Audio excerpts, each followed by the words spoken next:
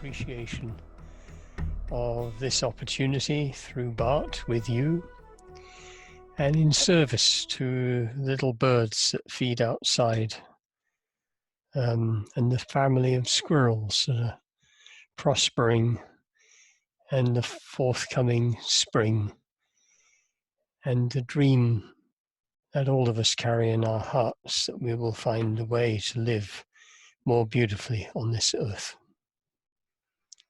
May it be so.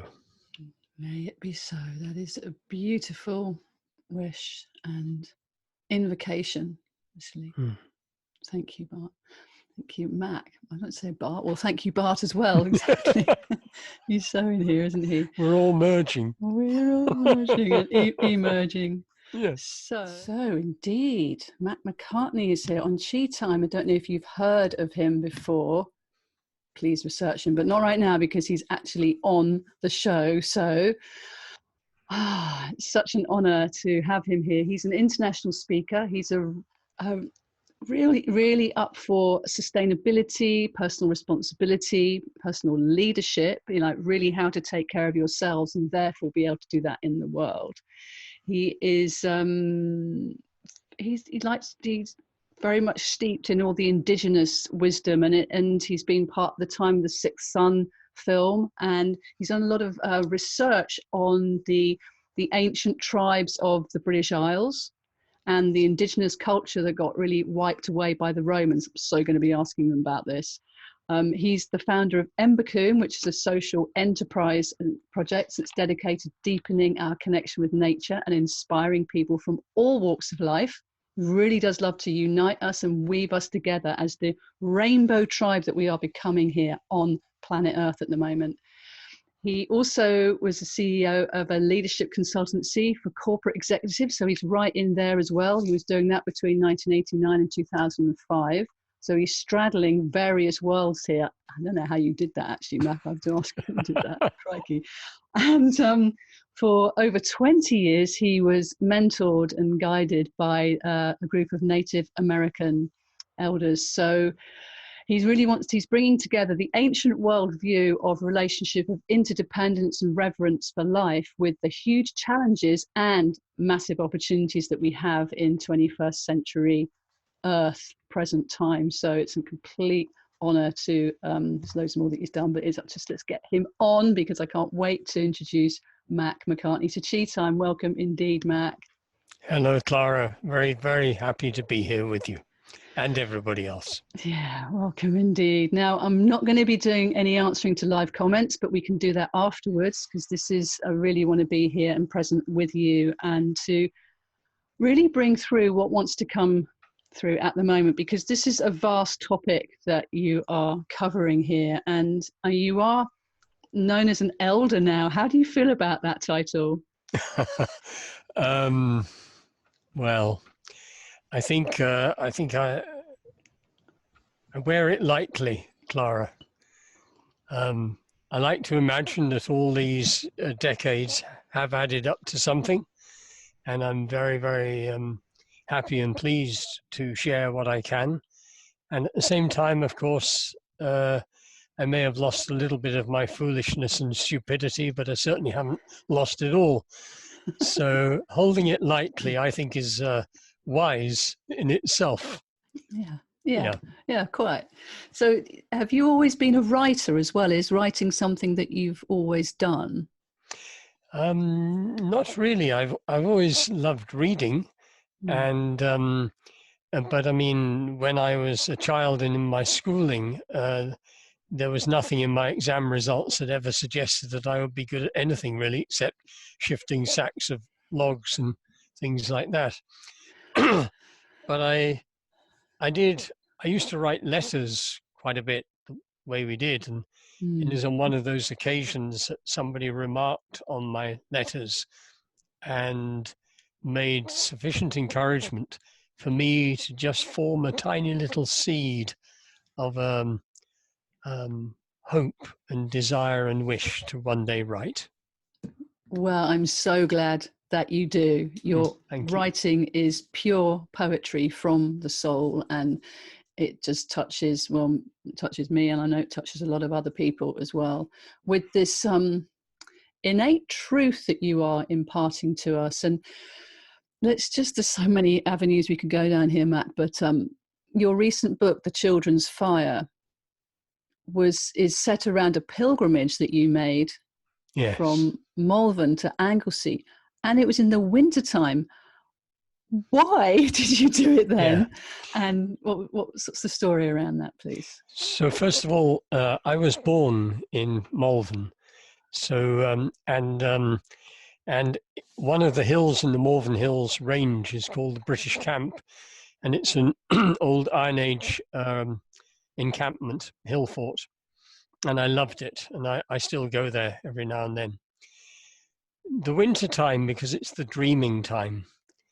It's the time when we can step most deeply into the memory and the sort of what is hidden and the invisible, and back in time as well. So I wanted to go back 2,000 years at a time when our indigenous spiritual tradition was still alive and pulsing through these islands.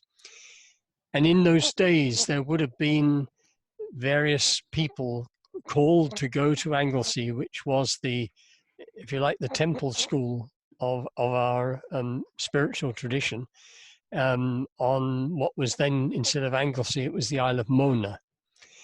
And I thought, how would it be if now, in at that time, 2009, a man hardly in his first flush of youth, like something like 60 years old, was to walk again the journey to our spiritual homeland, this island of magic and mystery, where like a great library within which so much was taught and was so meaningful to us as a people then.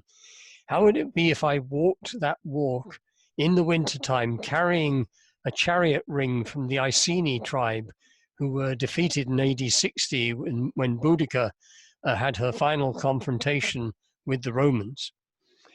And as I walk, I'm doing ceremony and I'm trying to dream my way backwards in time to that period of our history when we still knew that our land was sacred, and when we approached it and the way that we lived was all with reverence. And in walking that journey, lighting these little fires as I go, I illuminate a pathway back to the heart and soul of who we truly are as a people. And as it were, announce to the spirits of this land and of Mona and of the tribes that we were once part of, that we are standing again and ready to take our place in the council of all things. Wow, you are such an enchanting storyteller, Mac, really. You really drew us into that, walking along the pathway of light and being ready. So what happened then back in 60 CE? When you say we were still tribes, we were still walking the land, that's the sacredness of our culture was still very much part of it, because, we're looking everywhere as British people. We're looking for where is it? We look to the Native Americans, we look to the shamanic cultures. We know there's something missing from us. So what happened? Well, it had ever since Julius Caesar first rocked up on our shores in the late part of BC, there had already been contact with the Romans, because they were by this time had been coming up through Gaul, through France, Spain, all these which didn't exist as countries, but all different tribal lands that were present then, and of course in Germany, and then and basically. I think it was Claudius, the Emperor Claudius, who decided that it would be a really good idea to invade Britain, because he needed something to sort of put a bit of energy into his flagging political fortunes and all that sort of thing. So he came over to Britain with elephants, by the way, all sorts of things of this kind, yes. And that began the Roman occupation, basically, of Britain. And, you know, in my childhood, as a man of the age I am, we were generally educated to believe that Rome's arrival in Britain was synonymous with the arrival of civilization. That we were just sort of rather backward, oafish sort of folk who just sort of got drunk and made a lot of noise most of the time. And it's only in the last couple of decades that it's been gradually and slowly being revealed what a rich and textured culture we were. And actually, Rome, you know, was the first, imperial colonial power that we encountered. And they were, you know, it was overwhelming. It was like it was a colossal collision between a culture that was still living in an animate world, where the rivers and the forests and the woods and the mountains still spoke to us, together with basically our first multinational corporation, basically, which was Rome. And, you know, in AD 60, it all came to a head. A whole number of things happened simultaneously. Rome had worked out that to break our spiritual tradition was the key to breaking us as a people. So they launched attacks on the Isle of Mona under the leadership of a general called Suetonius Paulinus.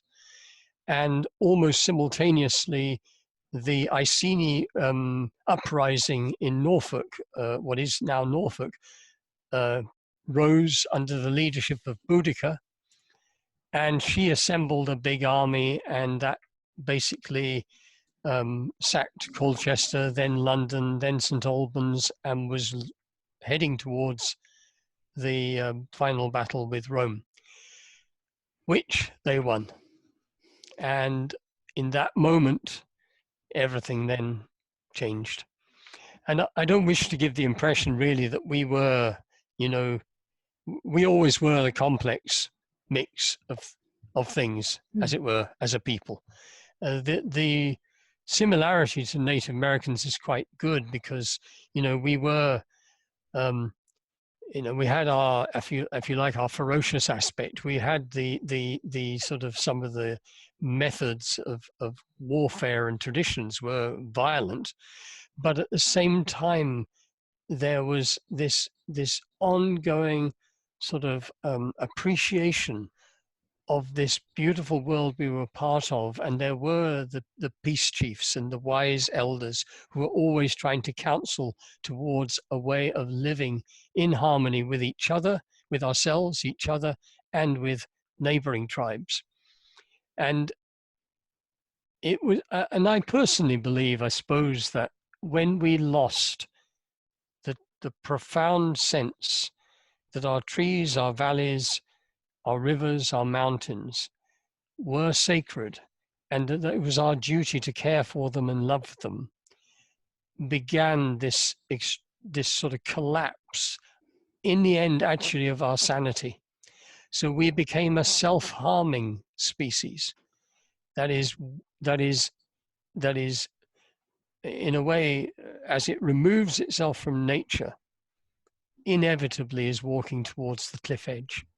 And as Oren Lyons, of the an elder within the Iroquois Confederation, said some time ago, you know, he said, when a people cease to love their children, you know, then we know they have fallen out of love with life. And they have a prophecy saying that when the weather goes crazy and we cease to love our children, will be the final confrontation in which humanity will choose whether it has a right to remain on this earth or not. And they believe that time is now.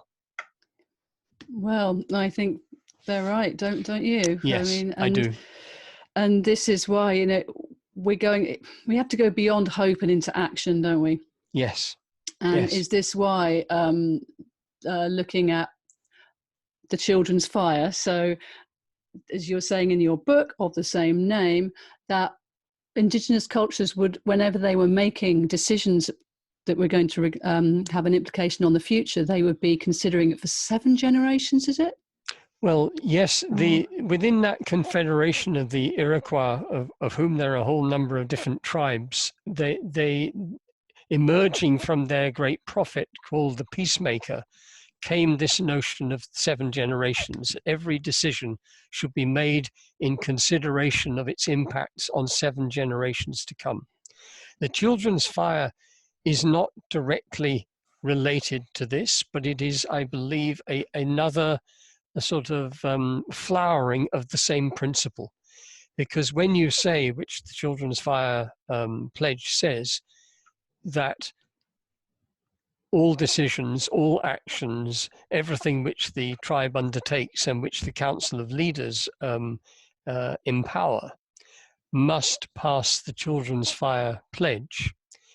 Basically, that says no law, no action, no decision, nothing of any kind will be permitted to go out from this Council of Chiefs that will harm the children. So it's another way of saying the same thing. And the lovely thing also within that culture, that it wasn't just human children, but the young of all kind. So in that sense, it's a prayer to life. It's a pledge to life. And it very powerfully addresses the responsibility that we carry in the way that we live our lives. Yeah, for sure. Matt Macartney is here with us on Chi Time. So we were mentioning what happened at the Roman times and this sort of this cultural ruin that occurred there, and that is something that is in common with a lot of indigenous cultures around the whole world, is that there's atrocities that have occurred that are now part of our culture that we've covered up or we haven't addressed, and they've become part of the normal. And is this why you mentioned that the culture is like has got an insanity to it, that we don't actually know our true minds and hearts anymore? We've become disattached. What's the word for it? You know, we're no longer connected with nature, our truth, our resource, our balance, and how are we going to get this back, Mac? I mean, I know there are pockets of people that are doing it already with planting trees and things, but how do we get this truth back into the heart of our culture when so much dysfunction and so many, face it, neural pathways have been built around this manipulation of peoples? Well, in truth, I don't know. It would be the first honest answer, I think. However,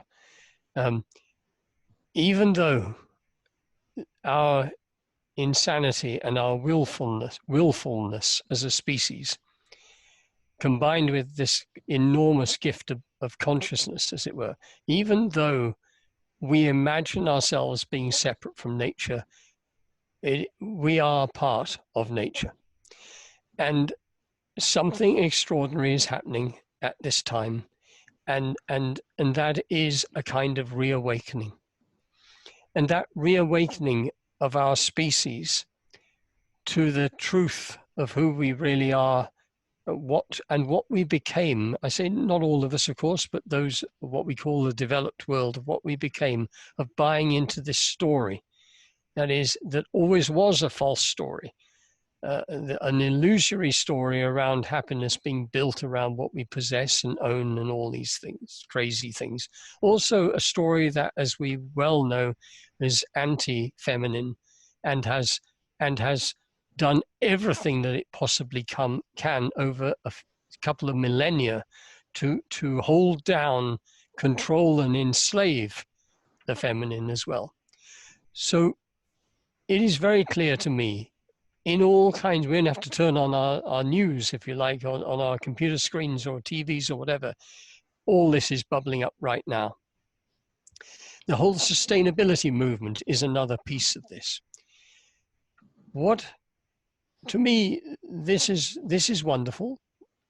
And still the question remains, will it be enough soon enough. And people will have different views about this.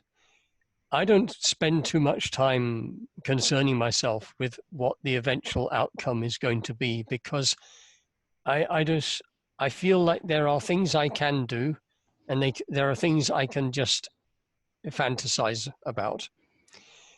It is very clear to me that sitting here passively awaiting some miracle doesn't feel to me appropriate way of doing things. So I think our earth asks us to dig deep and locate those gifts that we have, that she planted deep inside every human prior to our being born, to excavate that gift, to develop it, to bring it to its fullness, and then with energy, with courage, with love, basically share it. And that sharing continues until the day that we take our last breath. And there's joy in that, there's a wonder. Yeah. And I can yeah. feel this as you were speaking that. It took me to a place deep inside, to that knowing. And it's more than hope. There is a joy and there is a connection of truth. I think that more and more, and this is something that came out on Time of the Sixth Sense, I know that Nikki Luna speaks about this, was that when people have been so bamboozled with manipulation and contrivance, that when the truth speaks, you get it, because you resonate with it. You recognize it. Yes, that's right, Clara. I mean, I was having a chat with someone just recently about some of my corporate speaking, and they say that must be pretty. They were asking me, do I say the same things in that setting as I say in settings like this? I said, absolutely, yes, I do, and I use the same language. And they said, well, you must get a lot of pushback. I said, I've never once received any pushback. And I think that it is because it is rising everywhere. And when people hear, because it's not that it's been perplexing to me. I don't say anything other than the blindingly obvious, really. I don't really, it's no great sort of illumination on my part, some extraordinary sort of phenomenon of intelligence. It is simply, of course, we want to create a world in which we can all flourish. Of course, we want an inclusive world.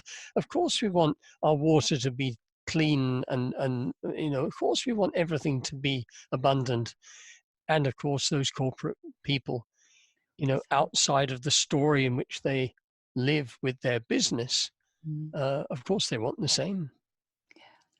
Oh, I love this. So there's these common denominators that we all share. We have so much more in common than we're being led to believe.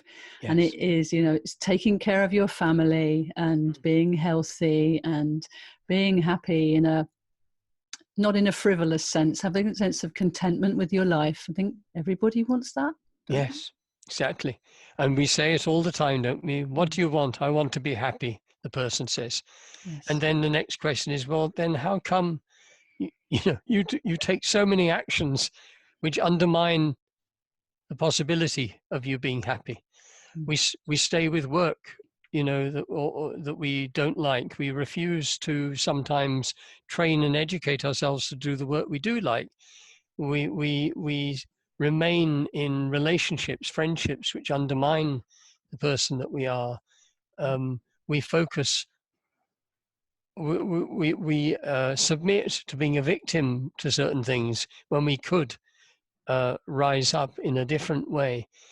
I mean, I don't want to say it's all, there are many good reasons why people find it so tough and so hard.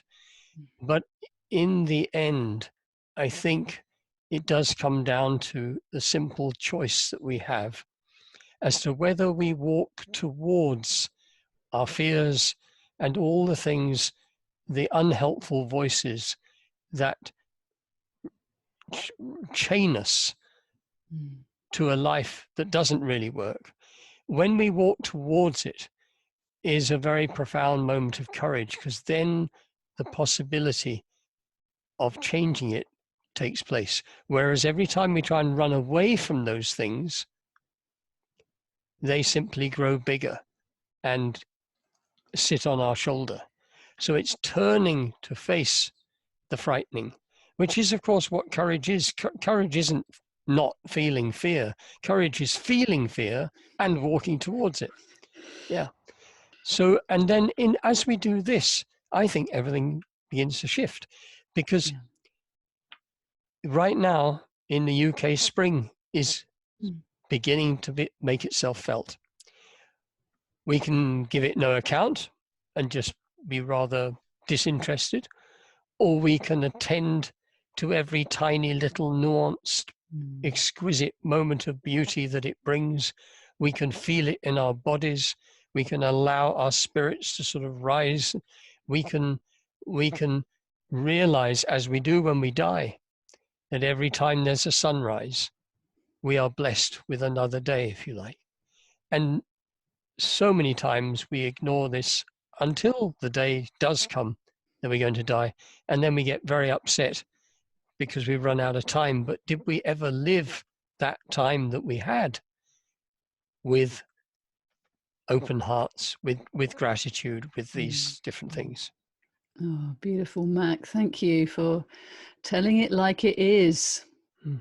Beautiful. So I think there's a big call to community now for people to gather together with like-hearted souls, to support one another and to encourage us with our courage to step forward in our truth. And I know that one of the reasons that we're talking here today is because of the Bright Sky community. And I wonder what it is about Bright Sky, that, because you're an ambassador for them, aren't you? Yes. And what attracted you to them? Well, it was a very personal thing, really, Clara. It's probably further evidence that I'm really rather a simple soul. But there's this guy, Bart, who sends me an email and talks about Bright Sky. I rather like the name, and invites me to a Zoom conversation. And as I engage with him, I think to myself, I like this guy. And what is more to the point, in a way, I feel tempted to trust him as well. And and that has remained consistent. So you mentioned earlier community and how it's a real time when we come together in communities. Bright Sky is a community. And so I have stepped into that invitation. I've been very grateful to do so.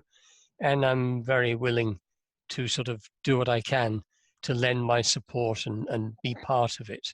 But it began with that personal touch, if you like. Yeah, I completely concur. Just one chat with Bart and you're in. You just resonate with him. And he has been on Chi Time as well, and shared how he started the fire, because that's the way that he describes Bright Sky as being like a fire in the middle, and then the founding partners around it that all have fires within them that resonate with the fire in the middle, and then the founding members are around them. So it is, we're all growing this together, which again is a fascinating project. Nobody knows how it's going to be. A bit like you said earlier, we don't know what the outcome of anything is. All we can do is be in the moment here with the truth of our hearts and the courage of our being.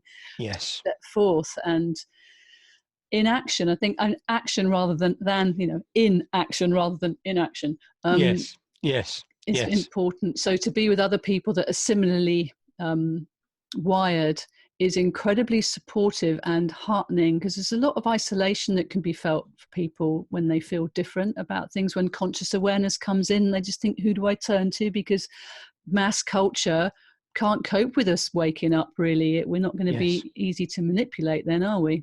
Yes, absolutely, Clara. I think it's really important, this being within communities that support us in the way that we are seeking to bring ourselves to the world, providing as well that we don't then demonize the others and make them enemies.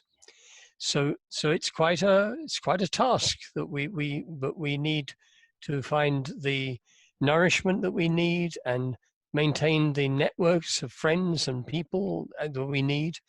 And we need to be very open, I think, and really, really always attempting to build bridges and mindful of how in our language and attitudes we might in fact be closing doors rather than opening them.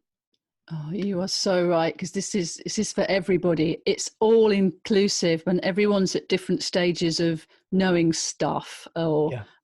and it's like opening conversations from kindness of like, I'm truly interested in you. Where are you with what it is you're doing or struggling Yes. with, or and keeping it like very human connection with it. We're all on the planet at the same time. We all have this miracle of life, Yeah. and yet we've all got struggles and concerns. So, as I said earlier, there's much more we have in common. That's right. Yes. So Yes.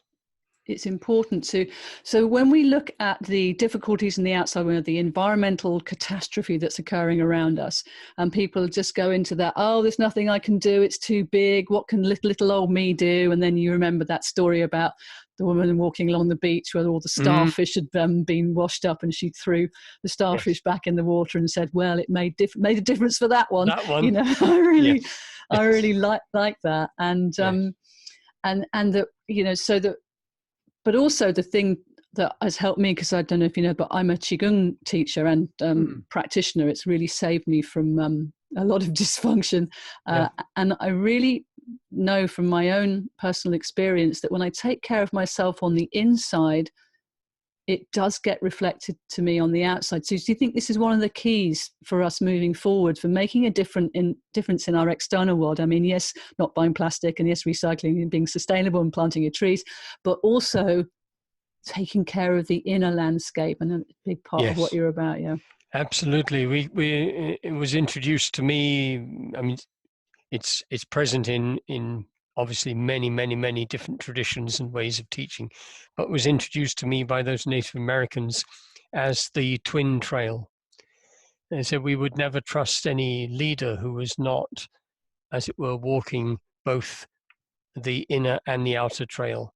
And the inner trail being the trail that leads us towards wholeness, towards the resolution of all the different maybe issues and things that we have, imbalances that are built up over time, are constant seeking to become the fullness of who we are in that inner way, and our health and everything. And then the outer path of having impact, having some influence in the world, using our gifts, in other words. And that you don't do one and then the other, you do them simultaneously.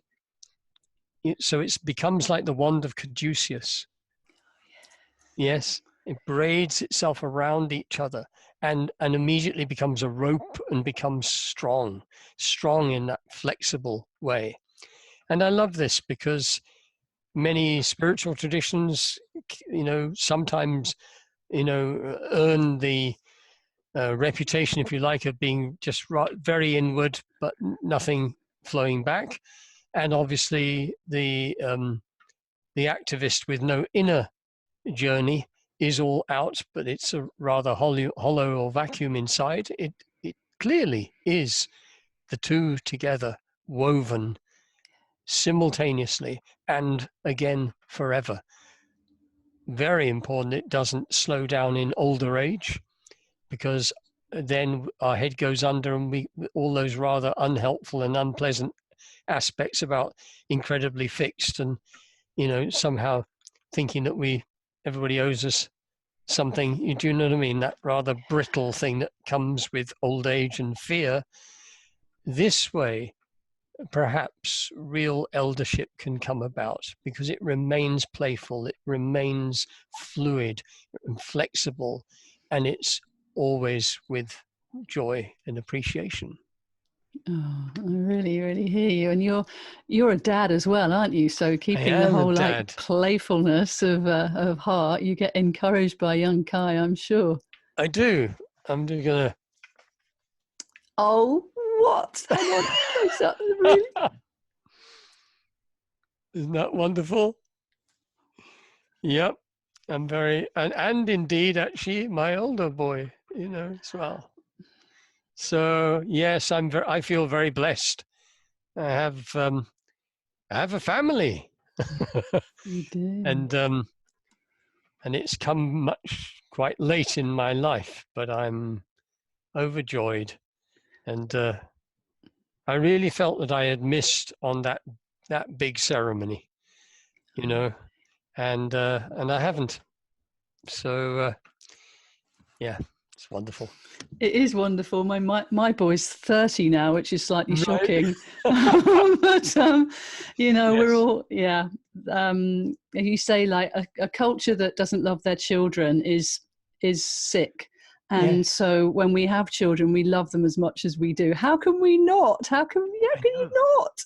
I mean, Yes. even when they're little terrors, you still love them because you were a little terror when you were a kid from time to time, but your hearts are so Yes. connected with the care there and helping them to unfurl their life path and help them to Yes. bring through their gifts. I mean, it's an honor to have children. It is an honor, and they are learning what it means to be adult from us. So how we behave matters, and they you know they are looking to us. And as you know, when they're little, they look to us. We're like gods and goddesses, Mm. and then of course what happens is meant to happen, which is they begin to see us in more realistic manner. And then, of course, sometimes they get rather upset and angry. So it's a big responsibility, but it's a joyful one. It's just Yeah. everything, that is good, and it has so much teaching in it. And I don't think, I mean, I loved children before I had my own children. There are many who for whatever reason will not have children, can't have children, but you know there's a lot around, and they can all be enjoyed whether you're a parent or not. Absolutely, absolutely. So, part of educating children, educating people. I know that you run courses. Have you got something new in the pipeline that you'd like to share with us? I have indeed, yes. I've got a program called Kith and Kin, and it's on my website, which is Macartney.com. And Kith and Kin is a sort of a deep mentoring journey that when you apply, and if you get a place, then we go off on this journey. It involves, of course, bi-monthly group work, bi-monthly one-to-ones, either online or in person, and also one or two residentials a year, which will probably take place in northern Spain. And there is no end to the program. You just sign off when you feel that you've arrived at that point. And I'm really looking forward to it. It's an opportunity for me to go in more depth, really, Mm. with what I've been offering, and without any feeling that, you know how it is with, I mean, they're great, but a 2-day workshop, a 4-day course, a 3-module 1-week course, it feels really different to have something open-ended. Mm. Yeah, kith and kin. Oh, I love that. You're a pioneer, aren't you, Mac? Well, Yes. Yeah, you are. And have you got any handy tips for people in this sort of when they hear all the fear on the news? We've got the coronavirus happening at the moment, and people might go into, that whole, how can I manage myself? How can I stop all this panic and anxiety and fear? Have you got anything that you could suggest for people here on Tea Time? Well, I would say, first of all, the first thing to understand, I feel, is it would be entirely normal and indeed a sign of good mental health to find much of what is happening at the moment extremely painful. It shows that you are not numb, if you see what I mean. Many people, though, however, if you like, succumb to being overwhelmed by the suffering and by the pain, and unable to see the beauty and the joy. There are others, of course, who see the beauty and the joy and are unable to open their ears to see the suffering. I think we are asked at this time to walk with both joy and grief held cupped in our hands as we go. So the tears will flow, but the laughter must also flow. In the end, it is finding a way of remaining in touch, or getting in touch, if that's the case, with everything that is beautiful and wonderful and extraordinary, both in human beings and in nature in general, in life. And at the same time, committing ourselves in some way to making a difference and being able to behold it all. Now, that does sound like an awful lot, perhaps, to do, but I would say it's committing to the journey. In other words, let's take our attention, I would say, off. Is there going to be a happy ending to this story or not? But more to, how do I bring myself to this moment and this moment and this moment and this day, and to all the ordinary and beautiful day-to-day things which fill our days. In the end, I think it is really important that we develop our gifts and deploy them, because that allows us to feel useful and helpful. And will it be enough? No, it won't be enough, because it takes, all of us to be doing that. But it is such a wonder, isn't it, to be standing there when you're shoulder to shoulder with others who are doing something. And the very fact that we're different, isn't that fantastic? We're different from each other. We're not all the same. And that's what we are in the end. We are that circle. We are the circle of chiefs, all of whom hold different parts of that circle. And we're incomplete without any one of those people. And when we all stand together in that way, anything becomes possible. So I'm not sure if that's a tip, but it's a way of approaching these times that it works for me. So I will go out into some pretty hideous and awful places. I will go into what I sometimes feel to be hostile environments. I will go into places of ugliness. But at this point in my life, I also have managed to create the means where I live also in a beautiful part of the world, so I can move from one to another. It's the art, I say, of how to live in the way that the didgeridoo player brings his or her music forward.